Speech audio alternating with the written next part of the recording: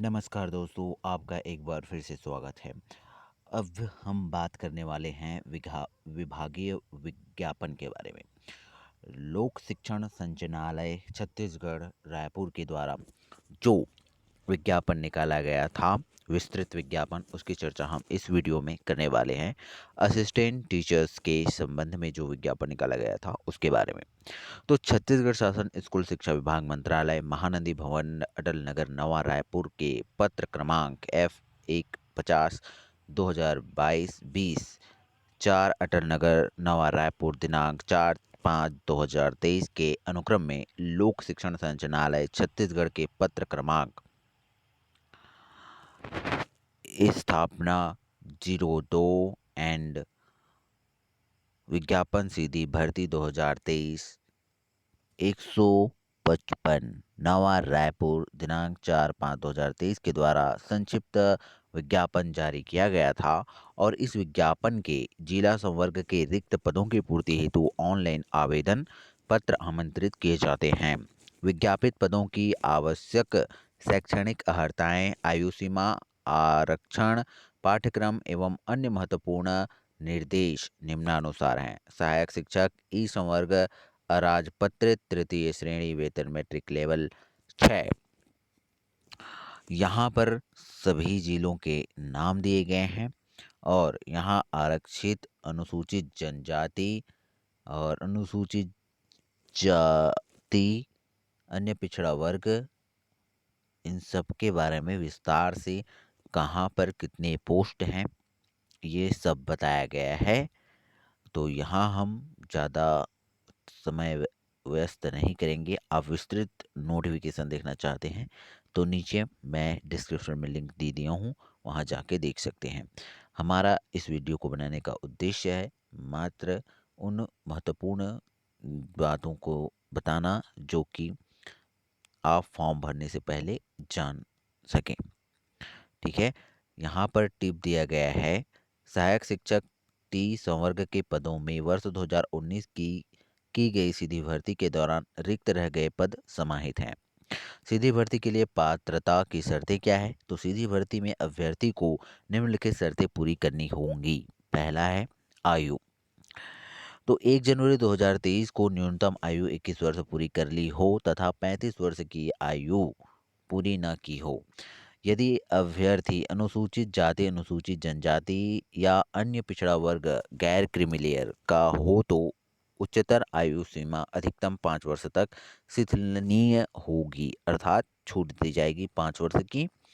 और छत्तीसगढ़ सिविल सेवा महिलाओं की नियुक्ति के लिए विशेष उपबंध नियम 1997 के उपबंधों के अनुसार महिला अभ्यर्थियों के लिए उच्चतर आयु सीमा अधिकतम 10 वर्ष तक शिथिलनीय होगी और निःशक्त व्यक्तियों को सामान्य प्रशासन विभाग के निर्देशों के अनुसार अधिकतम आयु सीमा में छूट दी जाएगी।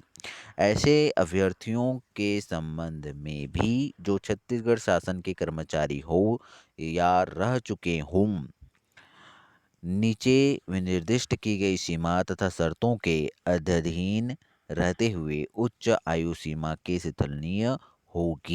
सीमा में शिथिलनीयता होगी। ऐसे अभ्यर्थी जो स्थायी या अस्थायी शासकीय सेवक हों, 38 वर्ष से अधिक आयु का नहीं होना चाहिए। ऐसे अभ्यर्थी जो अस्थायी रूप से पद धारण कर रहा हो और किसी अन्य पद के लिए आवेदन कर रहा हो, 38 वर्ष से अधिक आयु का नहीं होना चाहिए। यह रियायत कार्यभारित कर्मचारियों, आकस्मिक निधि से वेतन पाने वाले कर्मचारियों तथा परियोजना कार्यान्वयन समितियों में कार्यरत कर्मचारियों को भी अनुज्ञेय होगी।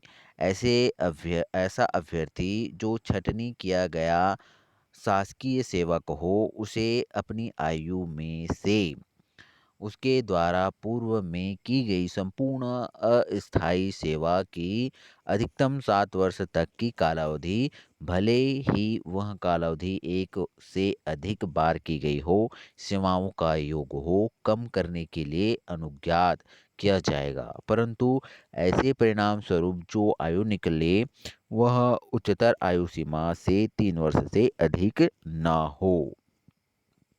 स्पष्टीकरण। छटनी किया गया शासकीय सेवक से अभिप्रेत है ऐसा व्यक्ति जो इस राज्य की अथवा किन्हीं भी संगठक इकाइयों की अस्थायी शासकीय सेवा में कम से कम 6 माह की कालावधि तक निरंतर रहा हो और जिसे किसी भी रोजगार कार्यालय में अपना पंजीयन कराने या शासकीय सेवा में नियोजन हेतु अन्यथा आवेदन करने की तारीख से अधिक 3 वर्ष पूर्व स्थापना की कमी किए जाने के कारण सेवा मुक्त किया गया हो। ऐसा व्यक्ति जो भूतपूर्व सैनिक हो उसे अपनी आयु में से उसके द्वारा पूर्व में की गई संपूर्ण प्रतिरक्षा सेवा की कालावधि कम करने के लिए अनुज्ञात किया जाएगा, परंतु इसके परिणाम स्वरूप जो आयु निकले वह उच्चतर आयु सीमा से 3 वर्ष से अधिक ना हो। स्पष्टीकरण किया गया है, भूतपूर्व सैनिक से अभिप्रेत है ऐसा व्यक्ति जो निम्नलिखित प्रवर्गों में से किसी एक प्रवर्ग का हो तथा जो भारत सरकार के अधीन कम से कम 6 माह की कालावधि तक निरंतर नियोजित हो रहा हो, जिसे किसी रोजगार कार्यालय में अपना पंजीयन कराने या शासकीय सेवा में नियोजन हेतु अन्यथा आवेदन करने की तारीख से अधिक 3 वर्ष पूर्व मितव्ययिता इकाई की सिफारिशों के फलस्वरूप यहाँ स्थापना में सामान्य रूप से कमी किए जाने के कारण छटनी किया गया हो अथवा जिसे अतिशेष सरप्लस घोषित किया गया हो। ऐसे भूतपूर्व सैनिक जिन्हें समय पूर्व सेवानिवृत्ति रियायतों के अधीन निर्मुक्त कर दिया गया हो, ऐसे भूतपूर्व सैनिक जिन्हें दोबारा नामांकित किया गया हो और जिन्हें अल्पकालीन वचनबद्ध अवधि पूर्ण हो जाने पर नामांकन की शर्तें पूर्ण हो जाने पर सेवा मुक्त कर दिया गया हो। ऐसे भूतपूर्व सैनिक या तथा असैनिक जिन्हें उनकी संविदा पूरी हो जाने पर सेवा मुक्त किया गया हो, जिनमें अत्यावधि सेवा के नियमित कमीशन प्राप्त अधिकारी भी शामिल हैं। अवकाश रिक्तियों पर 6 माह से अधिक समय तक निरंतर कार्य करने के पश्चात सेवा मुक्त किए गए भूतपूर्व सैनिक अधिकारी ऐसे भूतपूर्व सैनिक जिन्हें आसक्त होने के कारण सेवा से अलग कर दिया गया हो, ऐसे भूतपूर्व सैनिक जिन्हें इस आधार पर सेवा मुक्त किया गया हो कि अब वे दक्ष सैनिक बनने योग्य नहीं हैं, ऐसे भूतपूर्व सैनिक जिन्हें गोली लग जाने, घाव आदि हो जाने के कारण चिकित्सकीय आधार पर सेवा से अलग कर दिया गया हो। अ, अस्पृश्यता निवारण नियम 1984 के अधीन अंतर्जातीय विवाह प्रोत्साहन योजना के अंतर्गत पुरस्कृत दंपतियों के स्वर्ण पति पत्नी के संबंध में उच्चतर आयु सीमा 5 वर्ष तक शिथिलनीय होगी। शहीद राजीव पांडे पुरस्कार गुंडाधुर सम्मान महाराजा प्रवीर चंद भंजदेव सम्मान तथा राष्ट्रीय युवा पुरस्कार प्राप्त अभ्यर्थियों के संबंध में भी उच्चतम आयु सीमा 5 वर्ष तक शिथिलनीय होगी। ऐसे अभ्यर्थी जो छत्तीसगढ़ राज्य नियम मंडल के कर्मचारी हैं के संबंध में उच्चतर आयु सीमा 38 वर्ष की आयु तक शिथिलनीय होगी।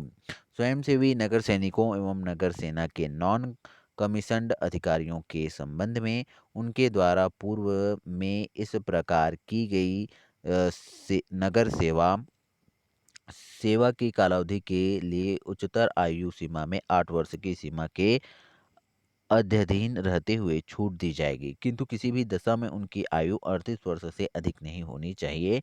ऐसे अभ्यर्थी जिन्हें उपरोक्त नियम के खंड 1 के उपखंड ड के पैरा 1 तथा 2 में उल्लिखित आयु संबंधी रियायतों के अधीन परीक्षा चयन में प्रवेश दिया गया हो, यदि वे आवेदन पत्र प्रस्तुत करने के पश्चात या तो परीक्षा या चयन के पूर्व या उसके पश्चात सेवा से त्याग पत्र देते हैं तो वे नियुक्ति हेतु पात्र नहीं होंगे। तथापि यदि आवेदन पत्र भेजने के पश्चात सेवा या पद से उनकी छटनी कर दी जाती हो तो वे पात्र बने रहेंगे। किसी भी अन्य मामले में आयु सीमा शिथिलनीय नहीं की जाएगी। विभागीय अभ्यर्थियों के चयन हेतु उपस्थित होने के लिए नियुक्ति प्राधिकारी की पूर्व अनुमति अभिप्राप्त करनी होगी। सामान्य प्रशासन विभाग के परिपत्र क्रमांक F12/2002, 13 दिनांक 2 जून 2004, क्रमांक F12/2002, 13 दिनांक 10 फरवरी 2006 के अनुसार शिक्षा कर्मियों, पंचायत कर्मियों को शासकीय सेवा में भर्ती के लिए उतने वर्ष की छूट दी जाएगी जितने वर्ष शिक्षाकर्मी, पंचायत कर्मी के रूप में सेवा की है। इसके लिए 6 माह से अधिक सेवा को 1 वर्ष की सेवा मान्य की जा सकेगी। उपरोक्त संवर्गों के किसी एक या एक से अधिक आधार पर छूट प्राप्त करने के उपरांत शासकीय सेवा में प्रवेश के लिए अधिकतम आयु 45 वर्ष से अधिक नहीं होनी चाहिए। तो उपरोक्त के अतिरिक्त आयु सीमा के संबंध में शासन के सामान्य प्रशासन विभाग द्वारा समय समय पर जारी निर्देश भी लागू होंगे। तो देख लीजिए, आपके आयु सीमा में यदि आप एलिजिबल हैं तो 45 वर्ष तक की छूट आपको मिल सकती है। न्यूनतम शैक्षणिक अर्हता की बात करें तो अभ्यर्थी के पास सेवा के लिए निम्नानुसार न्यूनतम शैक्षणिक अर्हताओं का होना आवश्यक है। हायर सेकेंडरी में न्यूनतम 45% अंकों के साथ उत्तीर्ण एवं D.Ed या B.Ed या BLEd उत्तीर्ण तथा TET उत्तीर्ण प्राथमिक स्तर के लिए स्कूल शिक्षा विभाग के परिपत्र के क्रमांक F1355 2012 और 20-3 रायपुर दिनांक 10/1/2013 के द्वारा विशेष पिछड़ी जनजातियों को D.Ed एवं TET से नियुक्ति के समय छूट के प्रावधान लागू रहेंगे। ठीक है, विशेष पिछड़ी जनजातियों के लिए है ये सब, जिनको D.Ed और TET में नियुक्ति के समय छूट के प्रावधान रहेगा।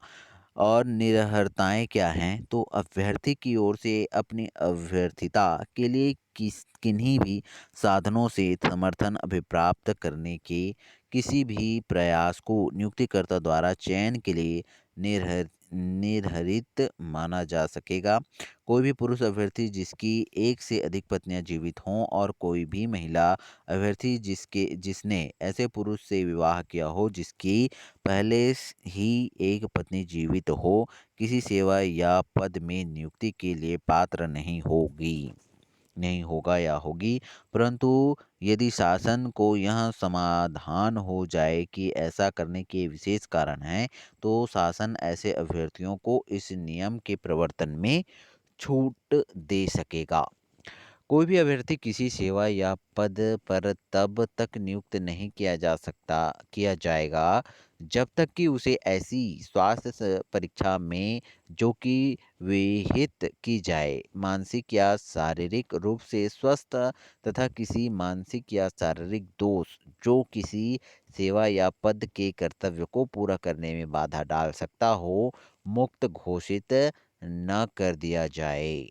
परंतु अपवादित मामलों में अभ्यर्थी को उसकी स्वास्थ्य परीक्षा के पूर्व किसी सेवा या पद पर इस शर्त के अधीन अस्थायी नियुक्ति दी जा सकेगी कि यदि वह चिकित्सकीय रूप से अस्वस्थ पाया जाता है तो उसकी सेवाएं तत्काल समाप्त की जा सकेगी।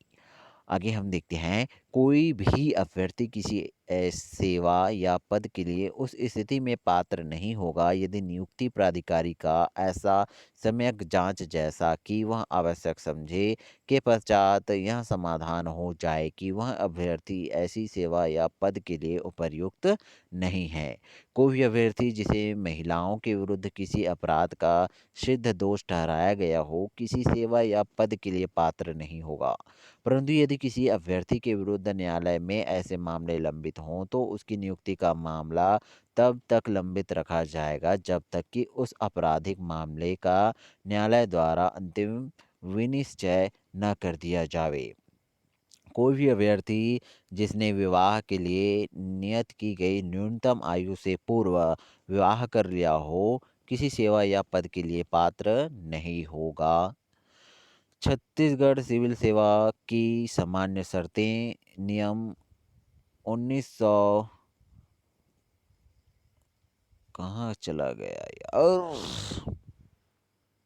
1961 में दिए गए प्रावधान एवं शासन द्वारा समय समय पर जारी किए गए निर्देशों के अनुसार निहत्ताएं अभ्यर्थियों के लिए लागू होंगी। चौथा है अभ्यर्थियों की पात्रता के बारे में नियुक्तिकर्ता प्राधिकारी का विनिश्चय अंतिम होगा।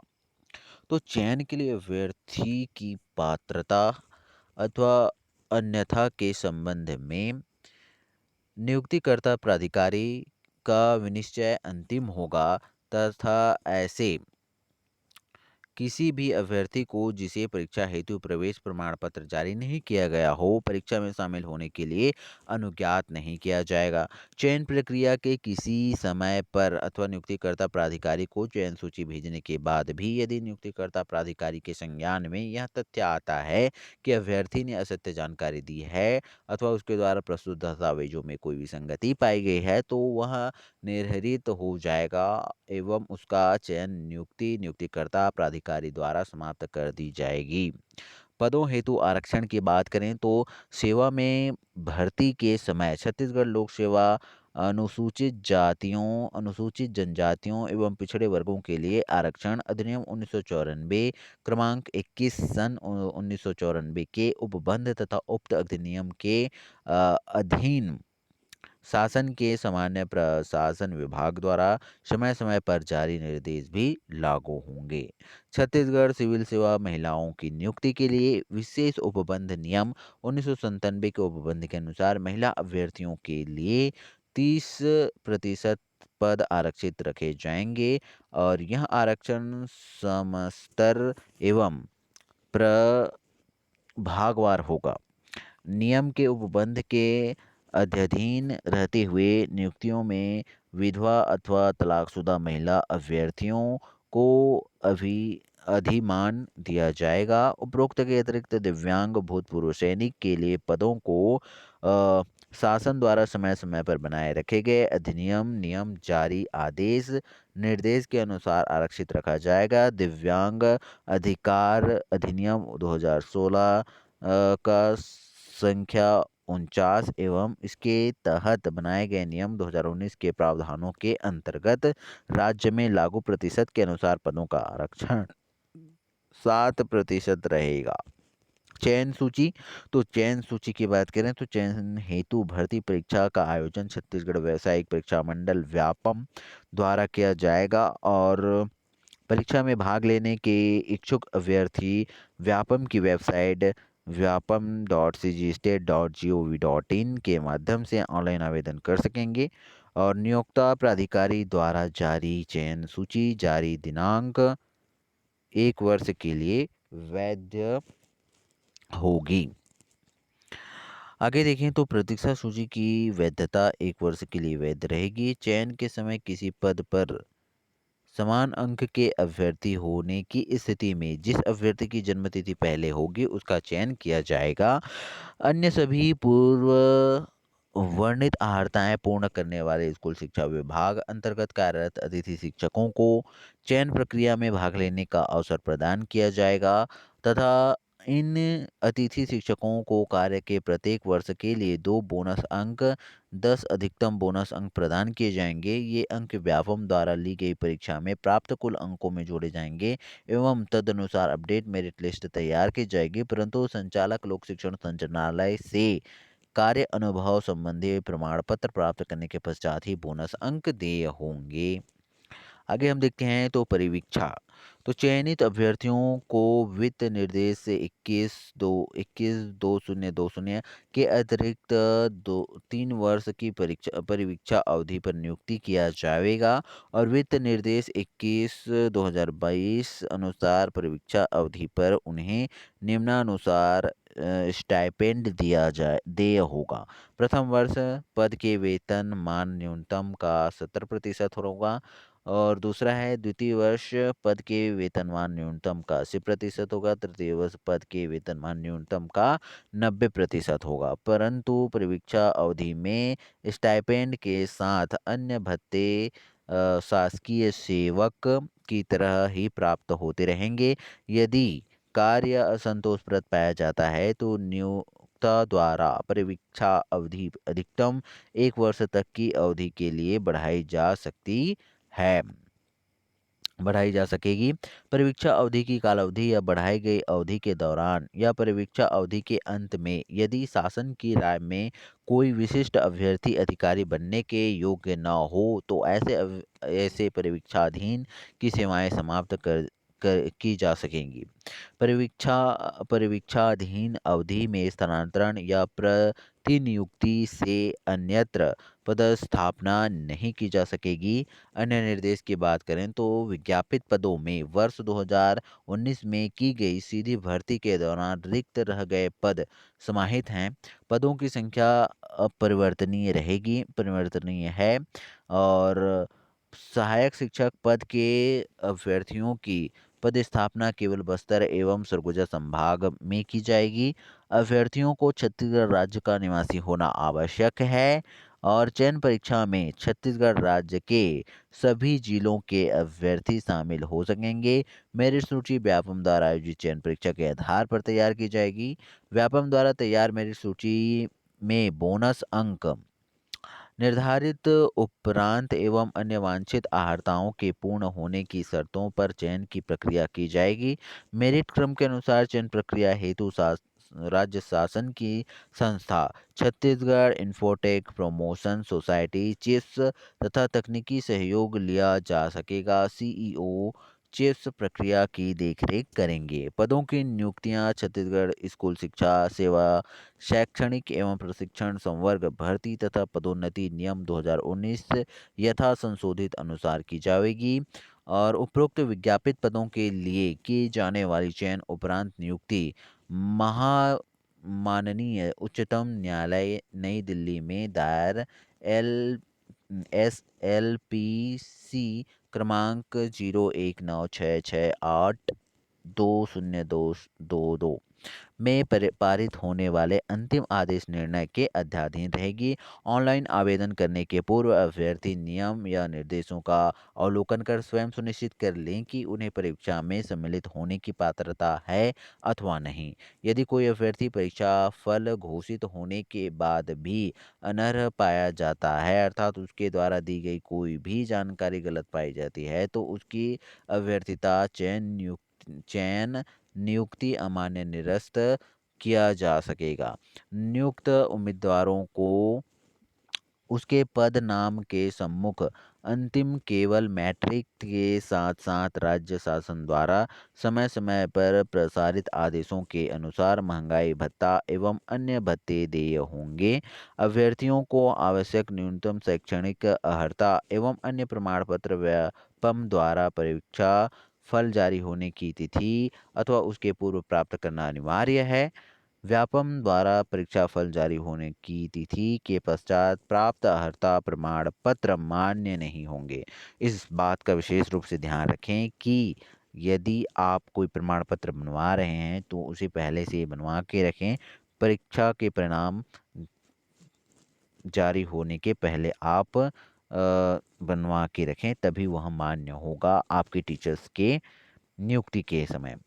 तो अभ्यर्थी को सक्षम प्राधिकारी द्वारा जारी स्थायी प्रमाण पत्र प्रस्तुत करना होगा अन्यथा विज्ञापन के तहत दर से छूट आयु आरक्षण का लाभ प्राप्त नहीं होगा। अनुसूचित जनजाति और अनुसूचित जाति के विवाहित महिला अभ्यर्थियों को अपने नाम के साथ पिता के नाम अंकित जाति प्रमाण पत्र प्रस्तुत करना अनिवार्य है एवं तदनुसार जाति प्रमाण पत्र प्रस्तुत नहीं किए जाने पर इसे मान्य नहीं किया जाएगा। आगे हम देखते हैं यदि तो अभ्यर्थियों को अपने नाम के साथ पिता के नाम अंकित जाति प्रमाण पत्र वो सबमिट करना जरूरी है।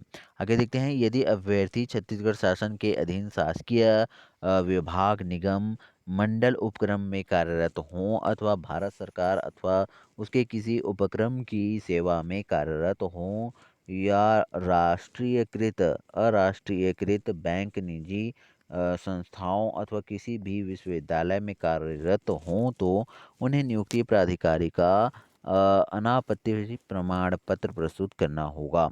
युगल उपाधि संयुक्त उपाधि दोहरी उपाधि के संबंध में विश्वविद्यालय अनुदान आयोग द्वारा जारी अधिसूचना क्रमांक संख्या जो है 41 2022 ऐसी दिनांक 2 मई 2022 के विनिमय के अधीन होगी। एक ही वर्ष में 2 डिग्री के संबंध में निर्णय माननीय उच्च न्यायालय छत्तीसगढ़ बिलासपुर में दायर याचिका WPS नंबर 209 और 2020 व अन्य याचिका में दिए गए निर्णय के अनुसार होगा। तो देख लीजिए भैया, जिनका 2 डिग्री एक साथ लिए गए हैं एक ही वर्ष में, वो संभल के।